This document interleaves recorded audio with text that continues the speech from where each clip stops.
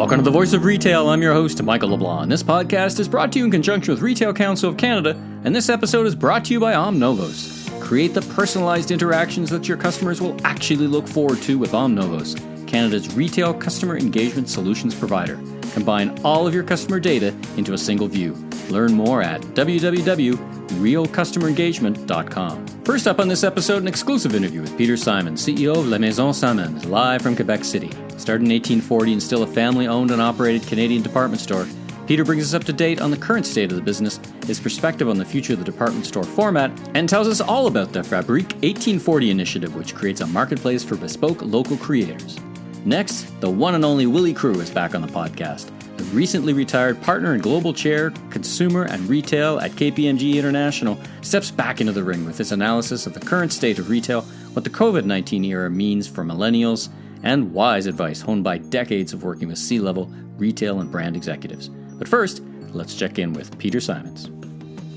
Peter, welcome to The Voice of Retail. How are you doing today? Great. How are you? I'm fantastic. Listen, thanks so much for making time to speak with you. Such a hectic time. For the listeners, particularly the listeners outside of Canada, who may not know much about Simons or may not know about yourself, give us a bit of background, yourself, your role, and again, for those outside of Canada listening, about Simons. Well, Simons, La Maison Simons is based in Quebec City. It's Canada's oldest family business. It was founded in 1840. And today, my brother and I run the business. We're the fifth generation of the family. And we have stores stretching across Canada from coast to coast almost, and 15 stores. And we have a very important e-commerce business, and we specialize in men's, women's, and home soft goods fashion. And now you're Quebec City based, I believe, and that your expansion has been fairly recent, right? You were a Quebec-based retailer geographically for many years. When was it that you started to venture outside of Quebec City or outside of the province of Quebec? It was really in 1999. It had been. It's quite recent. We were founded in 1840, so we did spend the beginning of our life here. Our offices are still based here, and all our e-commerce, logistics, and buying offices are still based in Quebec City. But we started we opened a store in Montreal and Sherbrooke in 1999, and we continued to expand our presence in the following 4 or 5 years in the province of Quebec. And then in 2010, we expanded into Alberta, and then followed up in Ontario and Vancouver and Calgary and a few other stores in Quebec. You have a wonderful store right near me in Square One, which was the old, barely recognizable, but the old Sears space in the Square One shopping mall. So it's a wonderful store, and your store in Montreal is wonderful. So for those who are less familiar, I encourage them all to go online and check out your store. It's really a great department store. Let's check in on the current state of your business. So during COVID-19, the COVID-19 era, we'll talk about that a bit more, but I imagine your stores have remained closed. Give us a check-in on the status, and then how your online business has been doing in the past 8 or 9 weeks. What have you observed, and what has been your experience? Well, we closed our stores down on the middle of March, and it was a really tough decision, obviously, exceptional times. It's been really difficult for us. We just sort of recovered in our supply chain from the rail problems with rail transportation in Canada. Right. And then we were hit with this. So it was a sort of a double whammy. Our web business has been booming. We'd invested enormous amounts of capital and energy in it over the last 10, 15 years. It's actually the 10th anniversary of our first transactional day on our website. We'd had a site before for marketing purposes, but I can think back to the first day we sold, I think, $800. And my phone rang off the hook with the president of the company yelling at me, telling me I was a fool and asking me where the phone number was on the website. That was another era back then. But the website has been booming. It's seen huge triple-digit growth, but it hasn't been enough to compensate for our stores. Yeah, sure. So when you think about your online business, and I launched the online business for Hudson's Bay back in 2000, talk about early days, and our ambition was to make it at someday as big as a store. So count in that kind of roster of in your case, the 16th store. Do you think is that how you conceptualize the online store as another fully functional store? Or do you see it as extensions? For example, do you extend the assortment to items that aren't available in the store? Or what's your strategy around your online? Our online business is for me is complementary to the stores, and so our assortments are aligned across the stores and on the web. It allows us to offer really circular, sort of what we would call, I guess, an omni-channel experience. The customers know what they see in the stores is online, and vice versa. Really, on the web, I don't see it at all as a separate store. The web is not only a transactional site, but it's really the vertebrae, the spinal column of data and service that allows us to not only have a website, a transactional website, but also provide our customers the service they want at every touch point. So it's much more strategic than that, and it's at the center of our operations in terms of offering product and service at different touch points. Continuing on the thread of your e-commerce business, almost, I think, to the year ago, you launched or announced an innovative partnership to grow your e-commerce DC. I think I was talking to Susan from the Globe and Mail, retail reporter from the Globe and Mail yesterday, and I think she scooped me. You were in the paper Globe and Mail Saturday saying that I don't believe that center is open. Again, a victim of timing. Is that the case with the new distribution center? Yeah, the COVID crisis really hit at the worst time. We were I'd say about 8 weeks out from putting into work or up and getting functioning a brand new distribution facility that represented for us the largest investment in our history. It was a $200 million building and robotics automation investment. So it's been tough because the debt has been there, but the productivity has been dormant. So we're looking at trying to get back on track once we're through this period. And the DCs are never easy to open, even in the best of times, right? Many retailers have had run across the complexities of running that kind of state-of-the-art warehouse. As much as the plans are in place, the complexities still remain. So I wish you best of luck in that as soon as you can get back into those four walls.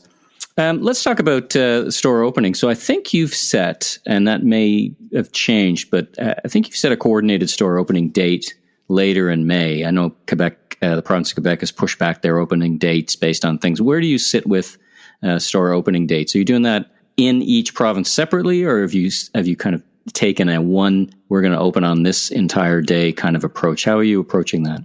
No, we've done it really province by province. We're obviously following guidelines that each province is issuing. It's been a little bit, it's obviously a difficult decision for different governments to take. So in Quebec, they announced that we could open on the 4th of May, but we actually delayed until the 19th of May because we just wanted to be certain that we were ready in terms of there's a lot of changes in procedure and physical installation, and also calling back our people and making sure we knew where they were in their heads and in their personal lives and their ability to come back to work. So that took more time than we suspected. So we're opening in Quebec City our stores here on the 19th of May. Montreal's pushed back their opening to the 25th of May, where it stands right now. I think Alberta announced this week the 25th of May, so we'll be following that. We'll be ready for that. So it's really province by province. I want to get into a bit later this whole new playbook about how to run a retail store in the COVID era. But let's talk about the department store format. So, pre-COVID, there was lots of discussion around the viability of the department store format. Now in the COVID era, we see U.S. department stores failing. Now, the Neiman Marcus of the world entered that with just a ton of debt. So it was really already in play, just got pushed aside. So, but even Nordstrom is talking about closing stores. And when I think of what the next future involves with the format, how do you think what's your sense of the future of how your business looks and the format of department stores look, both in the COVID era, however that lasts, and then beyond? I'm positive, but because I think we don't have an excessive footprint today with the web, it's really a synergy between your bricks and mortar and your web. It's really important not to be overstored right now. I obviously have concerns about the cost structure around bricks and mortar and the municipal fiscal situation. And so it is facing its headwinds, but one, we've always been, we've just invested a lot in e-commerce and our stores in the last years. We've tried to create, and I think we've accomplished creating exceptional environments. We're still very focused on the service, and we're really been working hard for 10 years on trying to blend our store experience with our web. And we never went through that phase where we sort of treated it as another store, as a separate entity. So that's served us well, and it's allowed us to build up, BOPIS, a buy online, pick up in store, all sorts of omni-channel, cross-channel service propositions. And I think the future will just be not to be overstored in bricks and mortar. We're certainly going to see an acceleration. We're seeing an acceleration in e-commerce. I think post-COVID, part of that will be sticky. It's a pretty rapidly evolving business model. I think landlords and retailers at the certain moment have to come back and rethink exactly the value proposition of stores versus web and web versus stores, and how to keep both those components functioning so that it's a profitable proposition for all the players in the ecosystem. Let's pivot from there and talk about your latest initiative, Fabrique 1840. I call it your latest initiative, but I think it existed before. But it's obviously named after an important date of your history. So what's the objective, and what is it that you saw or hearing or seeing from consumers that you thought that was such an important objective? I noted it's a full navigation tab on the website, so it's clearly not an ancillary thing in your mind. It's an important element. Tell us all about it. Well, we started working on it about 5 years ago, launched it a little more than 2 years ago now. It's really a platform dedicated to artisans and creators, makers, as we'd say, across Canada. It really came together because we were starting to feel the interest from our customers in a little more artisanal products, and certainly an interest in local fabrication and smaller, more unique product runs. And we felt we could combine that sort of desire we were feeling from our customers with a competency in e-commerce. What we felt with working with some of these artisans was they're great at the social media, they're great in their studios, they're so creative. But the reality is the web business today, it takes a back-end infrastructure from SEM, SEO to data management that just isn't really accessible to everyone. From our data department, there's a doctor that's there from MIT. There's another one from Stanford. So I thought we'd come together and create this platform that for us and our customers is just incredible products and really interesting stories and local, and supporting the local creative community in Canada. And from the artisan's point of view, I think it brings them together onto a platform where they can access just higher level services, because it's not only about having a website today, it's about being found on the web. So you have to, yes, have a functional website, but customer acquisition and exposure is more and more expensive, as we all know, and very complex. So it's really just a synergistic environment. That's been the best thing during COVID for us. One of the best things, it's been the growth. It's been exponential. The customers have really taken the time to get to know the artisans on the platform. We've been adding on new ones, and I think it's making a real difference. We're hoping to grow it out. Right now, it's about 117 artisans from across the country, and we're hoping to bring it up to about 500 and continue to keep it well curated and focused.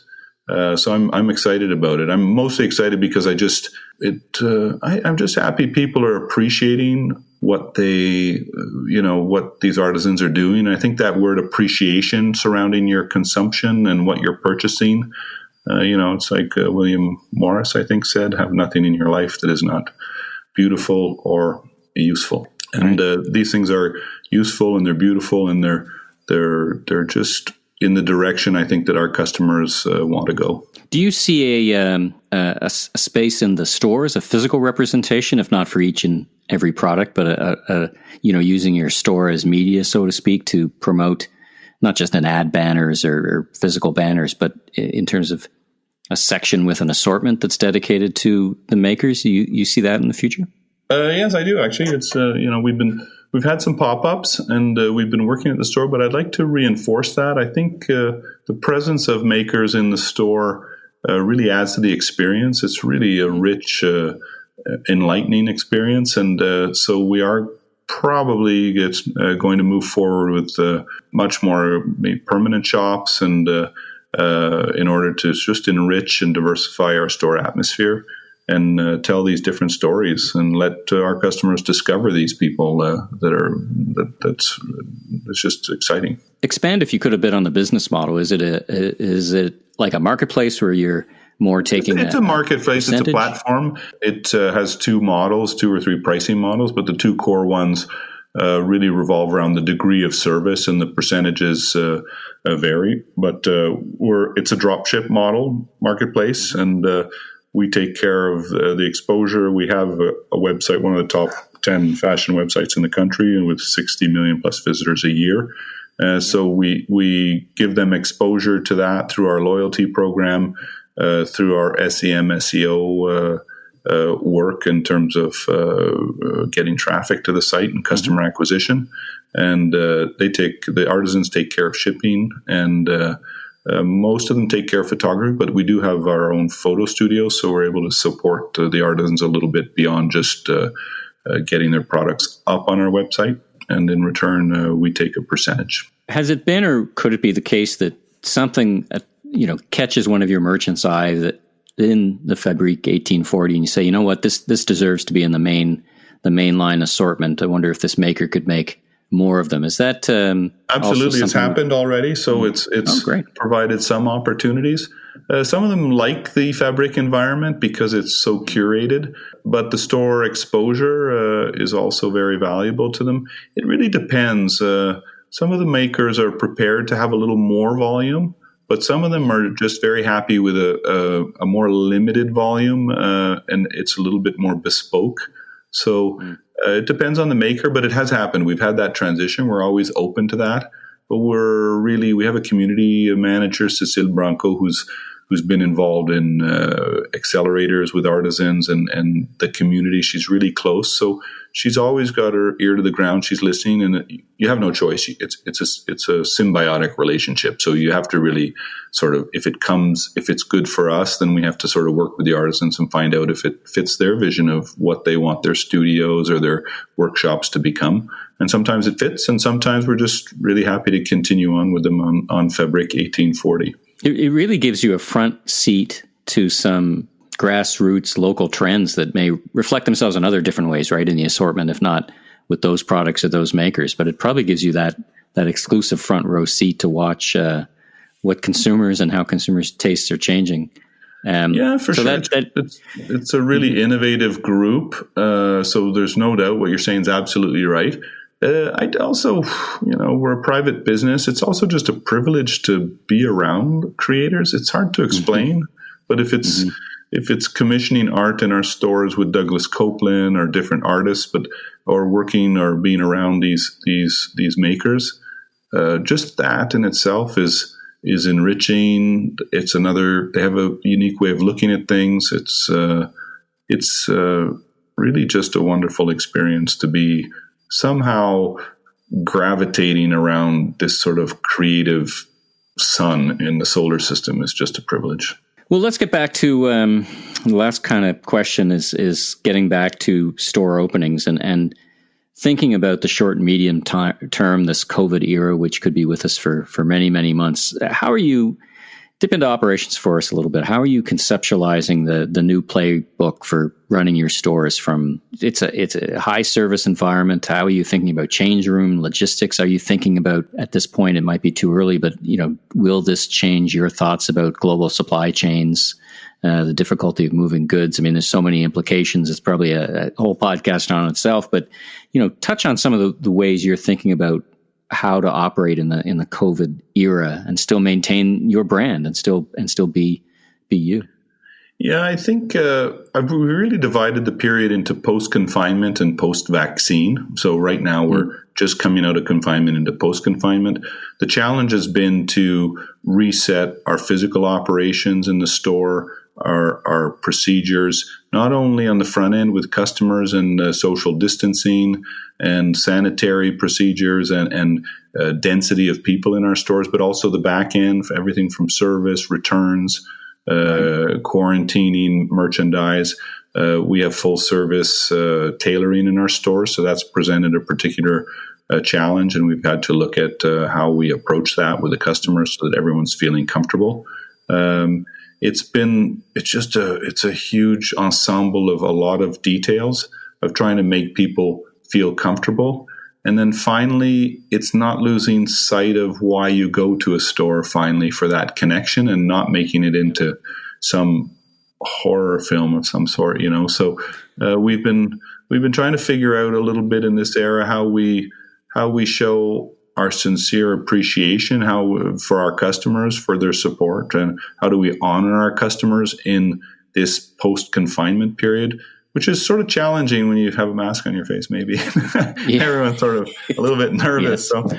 So, we had a lot of little things we tried to do to make a difference. The service has always been important to us, and the connection. And so we still believe in the store, but it's really challenging us to rethink how we have a human connection and take care of people, and how do we communicate our appreciation. Again, I come back to that word. If it's about the products, if it's about your customers, maybe we're going into an era where there's just going to be a little more time taken to appreciate the people, the community, the things that you consume in your community and the people you interact with. So we're working on that. The post-vaccine era, I think we're sort of looking a little bit more at how sticky the e-commerce acceleration will be, trying to find that new equilibrium.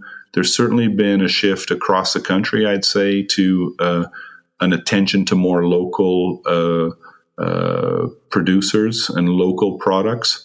So we'd already started revamping our supply chains and looking for opportunities here in Canada and in North America. And finally, we actually launched the 1st of May an enormous program in terms of called Vision.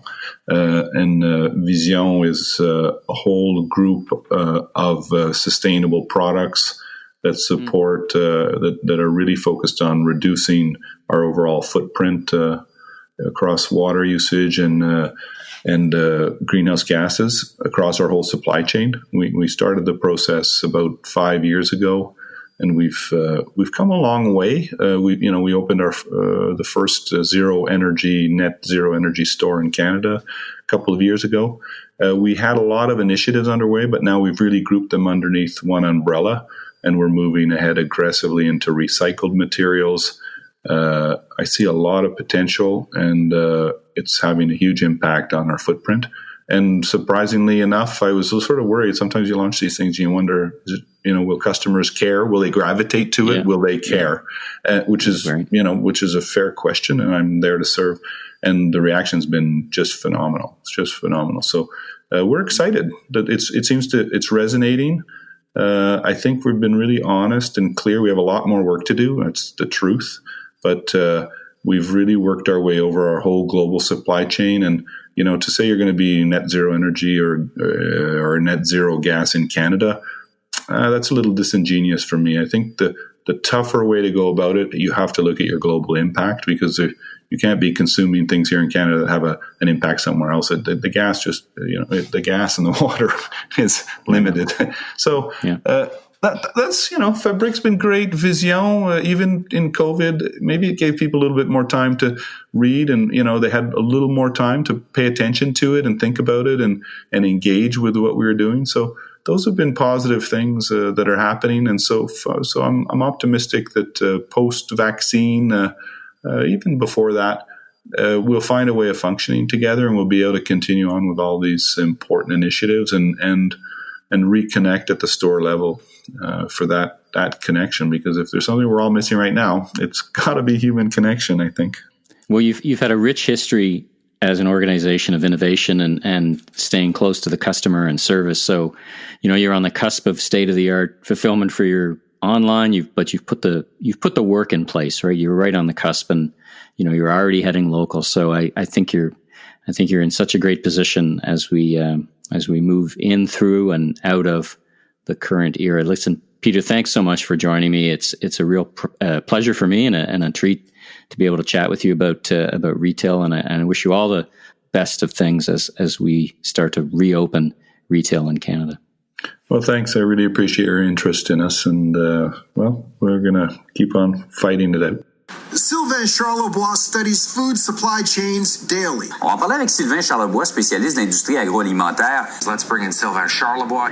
And joining us now to talk food security is Professor Sylvain Charlebois. Sylvain Charlebois is the senior director. Now joined by Sylvain Charlebois. Sylvain Charlebois is my guest. This is Sylvain Charlebois, and with our new podcast, The Food Professor, along with my co-host Michael LeBlanc from the Voice of Retail podcast, we'll dive into the recipe for the food, grocery, food service, and restaurant industries, discuss proprietary industry and consumer food-related research, check out fresh new ideas, and talk about whatever half-baked strategies are in the news this week. So be sure and join Sylvain and I every 2 weeks for in-depth insights and great conversation. Find the Food Professor online and subscribe on Apple, iTunes, Spotify, wherever you enjoy your podcast today. Willie, welcome to the Voice of Retail. You're about as close as it gets to someone who needs no introduction, certainly to my audience. But for those perhaps less familiar, give us a sense of your personal, professional journey and what you're up to post-KPMG, where I would know you for many, many years. Well, thanks for the kind words, Michael, and thank you for having me on the podcast. I just retired from KPMG after 35 years. When I was trying to figure out what I was going to do in life, originally it was going to be a lawyer and possibly an investment banker. And what I ended up doing was probably the last thing in the world I was going to do. And I used to tell people that when I started that I would rather put a pitchfork in my eye sockets than be a bean counter. But the ride, as you know, has been unbelievable. I was surprised to still be there a few years later. And then it's been an incredible ride. And so for 20 some odd years, as you know, I led the consumer and retail practice at KPMG in Canada, which means everything to do with food, beverage, retail, and consumer products, and multidisciplinary, meaning everything we do. I also led an inbound, outbound investment, high growth markets practice, which meant everything inbound, outbound investment that we did in Canada with China, India, Latin America, South America. And for the last 15 years, I've led the consumer retail practice globally for KPMG. Had about 30 global accounts that I had a strong dotted line to, including Amazon, Alibaba, Carrefour, Walmart, Unilever, Nestle, AB InBev, on and on it went. Spoke all over the world, led teams in all major countries, had major significant partners in consumer retail who were part of my team in multiple countries, and we are in 200 countries and have over 200,000 employees. So it was a heavily traveled, schizophrenic existence, but I loved every minute of it, and I never thought I would, and that's why I started the conversation. But it was an incredible journey that continues today. As you said, I can think of a few other people with such a global agenda and the travel miles to prove it. I've run into you in all kinds of different places around the world, and I know that was part of your DNA when we last talked. It was like, there's no way I'm going to slow down. That's part of what I do, and that's part of how I stay connected. Well, we're all grounded now, pretty much. How are you staying connected with clients, with former clients, with connections in the industry? On a kind of a personal / professional note, how are you staying connected? I mean, on one hand, just to continue the personal side, my aim was to probably go on 3 boards, including hopefully a retailer would have been great. Was in discussions with a few. Literally, COVID, hit a wall with that right at this stage. Mm-hmm. In parallel, I've invested in a myriad of companies, and I am going to be an entrepreneur and create some net worth. So I've got 2 parallel tracks that is in my future. With respect to connecting, I have kind of a WhatsApp group of some senior partners that are dear, dear friends of mine, some who are part of my team, from, the UK to France to Hong Kong, China, South America, and the States. And we talk about personal stuff, we talk about our families, but we also talk what's going on in business, what's going on in the community. And I still have a few old clients that every once in a while ask for advice, want to chat and whatever. So I no shortage of opportunity, and I take advantage of it, Michael, to offer whatever limited wisdom I still have left, and and really to connect with dear friends who are in the thick of it right now. Well, let's tap into that not so limited wisdom. Give us your sense of the state of the nation. I mean, when I hear when I talk to different people, and when you read different things in the media, that treats retail and what's happening as somewhat homogeneous, but you and I know that the different formats and different areas are having different reactions and different stresses and different opportunities with the COVID crisis. What's your feeling of the state of the nation as you sit back from your perspective? As you said, in meeting on a day-to-day basis with the top CEOs, both on manufacturing and retail, you've got such a great perspective. What's your perspective now, stepping back, I guess, an extra few feet and looking inwards? What do you see? What do you think? Let me start by, I did another interview, and I start with a little bit of a warning label. And the warning label, as you know this, Michael, as you've heard me be keynote in many different places, is that I've traveled all over the world with major clients, including Canada, and I wear Canada on my sleeve, and I love the country, and I love Canadian retail, and wear it on my sleeve too. But a lot of my speeches, my advice has been tough love ones, because I've been frustrated with where Canadian retail has been, and you'll get a tone of that today as well. So I just want the audience to know that I do love this country, and I love Canadian retail. All right, now that that's out of the way, let's go at it, right? Just like, Trump says, I created this great economy. I have a great economy. No, it wasn't. And Canadian retail, COVID didn't do a lot of these things. So where were we? I mean, in 2008, in the worst recession of our time, and I'll use U.S. stats, but they're literally analogous to Canada because I know those stats a little better. We had 6,123 stores closed. I mean, that was the worst recession of our lifetime. In 2018 and 2019, low unemployment, low interest rates, low inflation, high wealth effect, stock market's up, your house is worth a lot of money. In 2018, we had 50% more stores closed.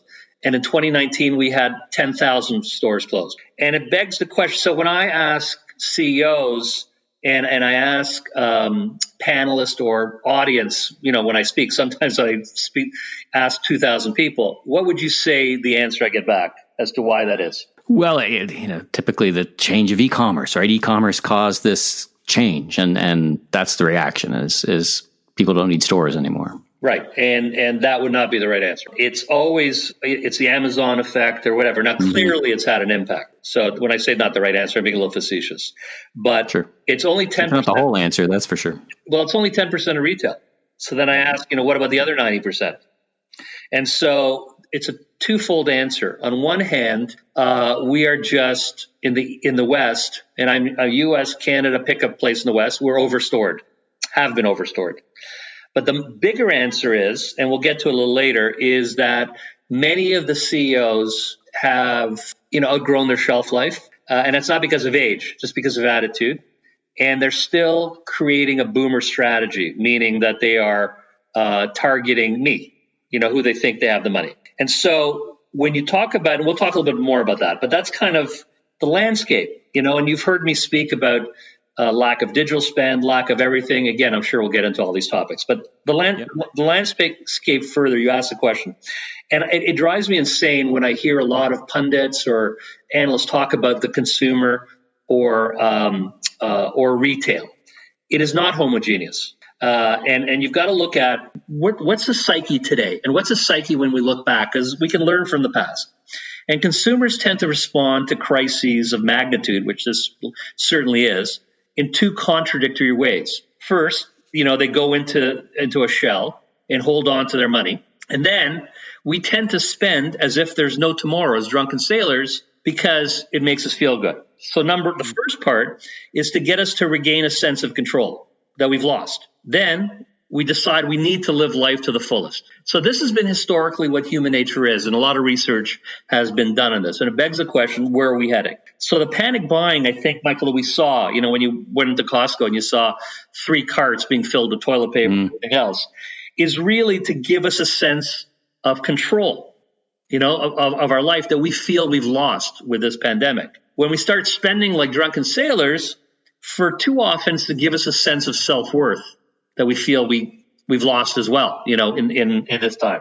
But we've also, in this crazy time, I think both of us would sense that we've learned to do more with less. We're cooking more, we're finding comfort, we're bonding with family, we're finding the simple things in life, which is, I think, a good thing. And people will reach, I think, for what gives them self-worth and esteem after their psyche has been punished to the nth degree here. But they could also realize, what is important in life, discard some of the superficial stuff, save more, etc.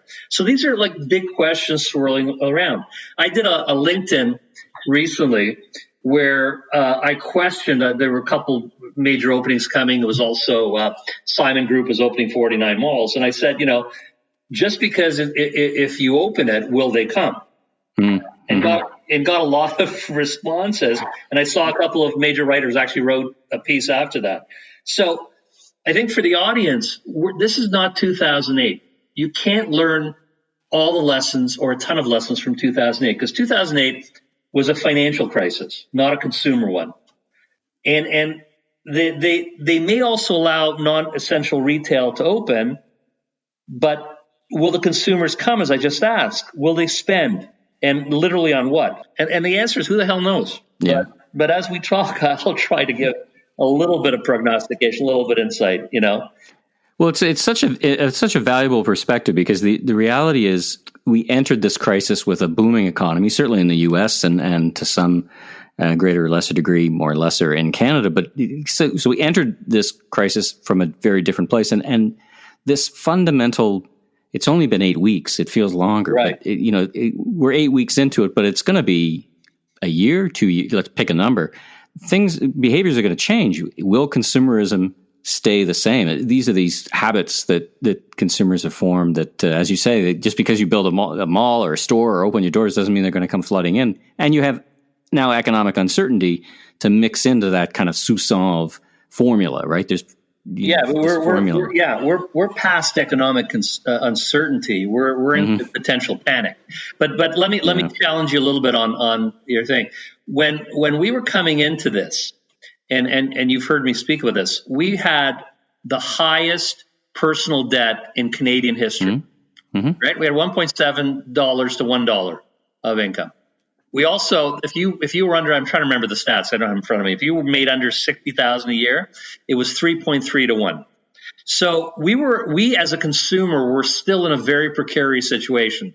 If interest rates rose, there was going to be a real problem here. That's true.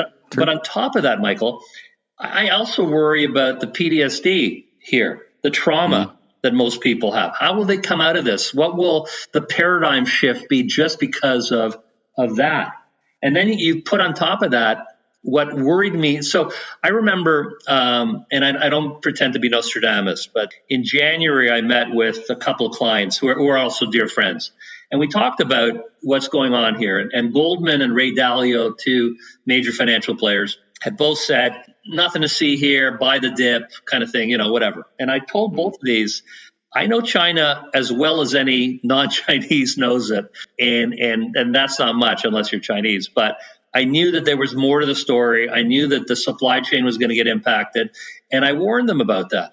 And I also warned that, this is going to be an evolving story that is not going to be, and you need to plan for it. And those are the kind of in-depth discussions I was having. That was kind of my view. And it continues. My worry also at that time was about unemployment. That small and medium-sized business, which is the fabric of Canada, the fabric of retail in Canada. I mean, Canada is not Walmart and whatever. Clearly, there are lots of other Canadian retailers, whether grocery and Sobeys, Loblaws that we're proud of that are large. But it's a small and medium-sized country from an economy. Canadian unemployment rates are probably 10% or higher right now. And in the U.S., we've got 30 million unemployed. And in both those stats, Michael, we're not including contractors or part-time. That's the highest for Canada in 70 years, the highest for the U.S. since the Great Depression.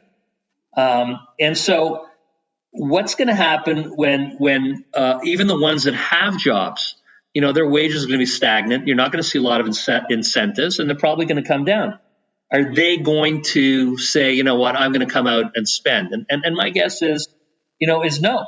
They're not going to feel like they can just come on spend. And then separately, back to like we started talking about, are they going to feel safe venturing out to the 90% of bricks and mortar that was there of retail sales before we got into this situation? Well, you're honing on such an interesting thread, so let's follow that. I've seen and listened to you and read your great work around millennials. You mentioned earlier in the conversation this, the wrong focus on the boomers, and I've heard you speak eloquently and vigorously on you need to refocus or just understand this millennial group. So you did a lot of work in that space through a COVID-19 lens. You're kind of touching on it in terms of changes of behavior, some anticipated, some we don't anticipate. As you've been reflecting on all that work and understanding that demographic, so important to retailers, how do you think all this is going to start to impact in small or large ways? I think huge ways. When you've heard me speak, I've just harped so much on what I just said before, why stores are closing, what is wrong with retail, what it needs to change. And my thesis so often it wasn't just my thesis, we did some major global research called Me, My Life, My Wallet, where this came out of that research, where we looked at all demographics and we looked at what was going on. What we found is that if you looked at not just millennials, but I'll focus on millennials to answer your question, but if you looked at the boomers, Gen X, and millennials, when we looked at boomers, when they went to high school, when they went to university, I should say, for the first time, when they graduated, when they got married, when they had their first child, their first job, bought their first house, bought their first car, that timing moved about 17% to Gen X and another 17% to millennials. And a lot of analysis, if you're a retailer or a consumer company, you weren't seeing, you were still working on marketing to me as a boomer and in that time frame that you were used to, that made you successful. So you missed that shift. And you also missed from millennials. Look, millennials, 68% of millennials would rather share than buy assets. So clearly you're starting off with a problem based on attitude, right? You got a fundamental change of consumption economics, basically. And that was before, Michael, before COVID. The other thing is, most retailers and consumer companies were analyzing a lot, and I don't want, it's not blanket, clearly Aritzia or whatever, but we're analyzing boomers because that's who they thought had the money. And it's true that millennials didn't have the money or don't have the money. They're probably the highest educated, highest unemployed group, but whatever they had, they spend. So the analysis of who's spending the money was not quite there. You had, and millennials are the largest demographic. You also had retailers, consumer companies, if they're trying to get that demographic, 84% of millennials don't trust traditional advertising. So when you see a retailer advertising on Grey's Anatomy or whatever, pick a show, who's that for? Like who's that? Who are they targeting? Millennials trust blogs, they trust friends, they trust certain elements of social media, they trust influencers. So you need to pivot to change how you communicate with this demographic. They believe in purpose and experience. And so our retailers, more so than ever today, understanding that if they want to grab this target audience, are they creating an experience in their store? They were trying to create experience before, but is it true experience? Is it something that when you walk in, to a store or to a website, will a millennial do that? I don't know if you remember, Michael, I did a thing with a goldfish. Do you remember that when I used to speak at all? Yeah, the attention. Right. So I put up a goldfish and I said that the attention of a goldfish is 9 seconds, the attention span. And a millennial is 8 seconds. And if you're going on to YouTube, the attention span is 3 seconds. And so what that means for retailers and companies is that's all you got. if you don't grab them and you don't have a website that is, creating an experience that is interesting, exciting, that pulls them in and keeps them in, they're gone, and they're gone forever. The same with let's talk about, let's follow that point for a bit. So what does experiential retail look like today? I've got an interview coming up with Tal from Showfields, which was one of the big showcase stores in New York City, all about experience. And we've talked about experience stores. It feels like the experience that people want now is safety. And they're starting from a place. I'm reading research from Sylvain Charlebois from Dalhousie today that most people find shopping a frightening experience in terms of experience. What does experience look like in the COVID era? Well, look, it shifted clearly. So let me use one example. We can broaden on other topics, but it's clearly now safety. It's clearly ease of in and out and quickness of in and out. It's making life easier. And it is a huge difference from before. Think about we helped. I remember I was helping a significant grocery retailer with their e-commerce strategy. And at that time, and this is probably a year and a half ago, and at that time, the holy grail was, can we deliver same day? And the real holy grail was, can we deliver same hour? I never thought in my lifetime we would get used to saying, calling up Loblaws and being okay with 10 days, curbside right. 10 days, right? So think about the dramatic shift, of how far this has come. If you are a restaurant, I dealt with somebody, and I remember jotting down, to just have a little bit in front of me on what I was talking about with restaurants, is if you want to get people to come to your restaurant and to create today's experience, update your website. Get a better website that really is descriptive, have it be informational and timely. This applies to all retailers, clearly communicate how you're responding to them, when you respond. Share with them what your safety precautions are. When did we think we would need that? That would be part of the experience, that you felt comfortable and it created a better experience, that you knew that they were covering all your concerns with the safety problem. Be accessible, show your customers their options, make it as easy as possible for them to take action, call ahead ordering, curbside services, online, which is continuous. Use search engine optimization to make your restaurant or your retailer or whatever easy, to find, and keep your message positive. There's so much negative, and I apologize for the tough love part, but we need some positive, and you need to harp on the positive. But I think, look, as things open up a little bit, I still think you need to bring some excitement, into the store. You need to, give those consumers that are coming in a reason to be there. It's vital from what they get.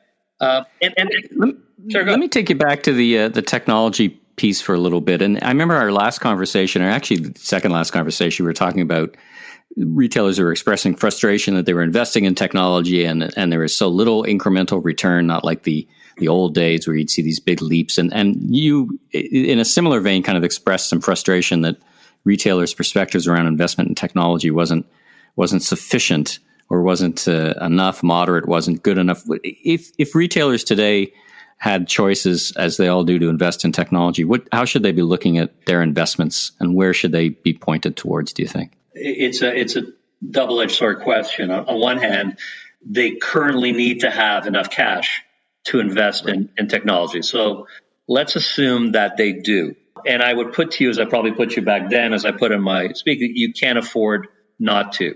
It is at, in 1980s when, I'm digressing a little bit, when New York was going bankrupt, that was the time to go in and buy real estate.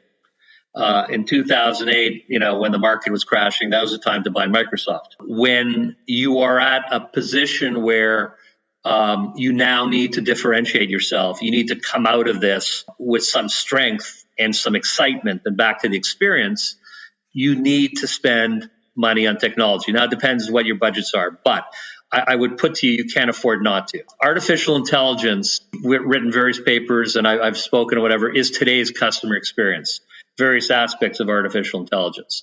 And I would look to I think I've told you this before, most of the innovation in retail and consumer is not happening in Canada or the US, it's happening in China. Right. And you need to look to the East to see what they're doing. And they own artificial intelligence. But it's I think of, in the context of the current state, I think of the facial recognition versus touchscreen POS, for example, those kind of things. Well, but think about how readily you would do a touchscreen before, would you now today? How comfortable would you feel? But what I'm talking about is, look, Canadian retail was lagging behind. I'm talking about, let's start simple. Let's do some digital walls that are informative, that help you save space in the store. You know, you're gonna need and want smaller footprints. You're gonna want to spend less on rent. Utilize digital walls to create excitement, to be informational, to tell people where they are, to tell them what inventory you have, whatever. And because people are going to want to touch less, so you're going to have keep it moving and whatever. Virtual reality, augmented reality. Use drones for excitement and delivery of some things, if you can, if that's part of your where you're heading. Robotics for your distribution channel, if you're able to do that. There's a myriad of technological basics that create both efficiency in the supply chain, excitement in the store, and saves you money and creates efficiency. But things like artificial intelligence and you're going to want virtual change rooms where you don't have to touch things and whatever from now on.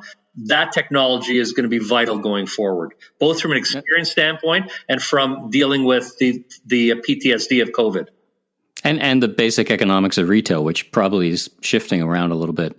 Now, what you were just describing tend to be medium or long-term investments, some shorter than longer. But for the retailers out there, they kind of follow into two broad classifications. You've been essential, so you've just been scrambling to keep up and hire people and figure out your operations. Then you now have point in time, or here in May, you've got a whole swath of what were called in different provinces non-essentials, right? Whether you're here or the U.S., and they're now looking to open their doors and get back to business in the very short term, as they're thinking about a playbook for getting back to business in the COVID era. What are your kind of 2 or 3 top tips for those retailers, steps they can take?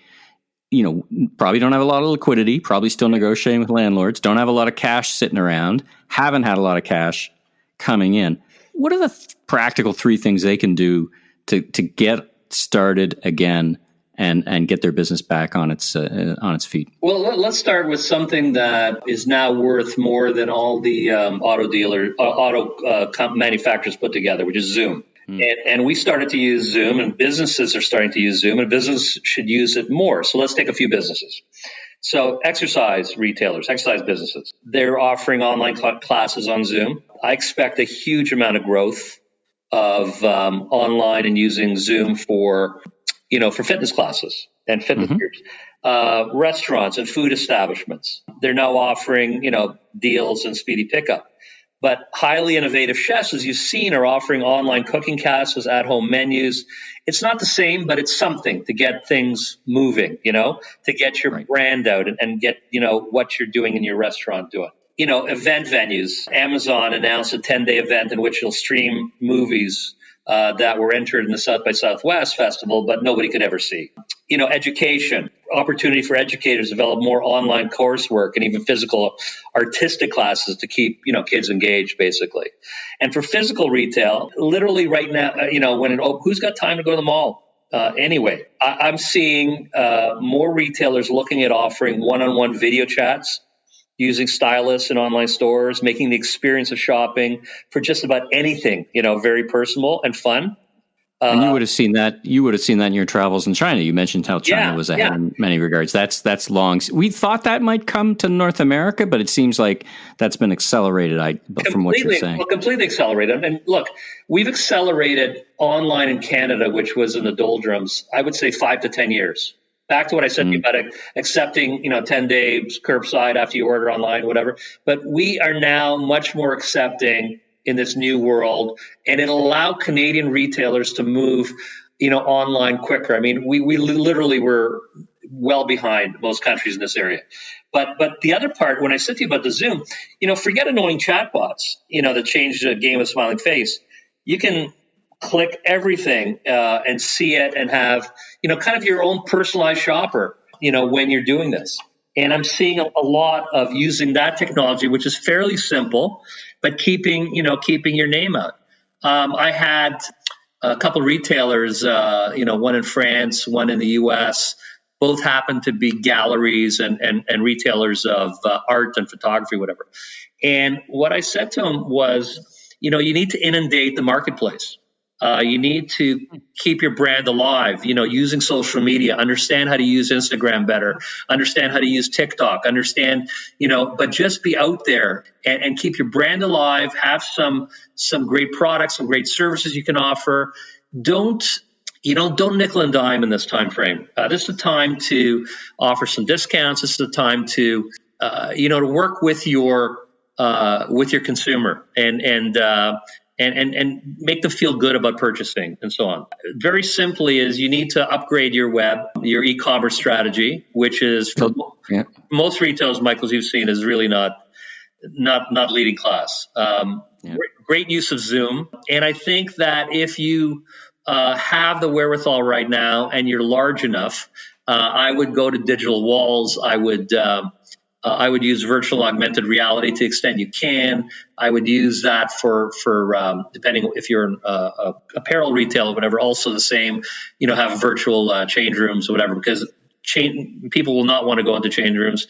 People will not. You're going to have less of them in every store going forward, It's been such a treat listening to you again. I've missed that, and I've missed seeing you, but it's great to hear your voice and great to just get your insights and your take. I want to check in back with you in a couple of months as we kind of continue to experience this, and I'm sure you'll have lots more to say as we all continue down this journey. So I want to thank you for once again joining me, taking the time out of your day to be on the Voice of Retail. How can folks keep up with what you're doing? Where are you? Do you have a website? Are you at LinkedIn? I'm on LinkedIn. I'm on LinkedIn. I'm on Twitter. If anybody wants to send me an email, I'm happy to respond. It's willykruh1@gmail.com. Happy to do that as well. Well, very good. Once again, thanks for being on the Voice of Retail. Great to speak with you again, and thanks for sharing your insights again, and look forward to speaking with you in the future. Pleasure. Thanks to Peter and Willy for being my guests, and thanks to Omnovos for their support on this episode and the Voice of Retail podcast. If you like this podcast, you can subscribe on Apple iTunes or your favorite podcast platform. Please rate and review, and be sure to recommend to a friend or colleague in the retail industry. I'm Michael LeBlanc, founder and president of Emmy LeBlanc Company, Inc. You can learn more about me on www.emmyleblanc.co or, of course, on LinkedIn. Until next time, have a safe week.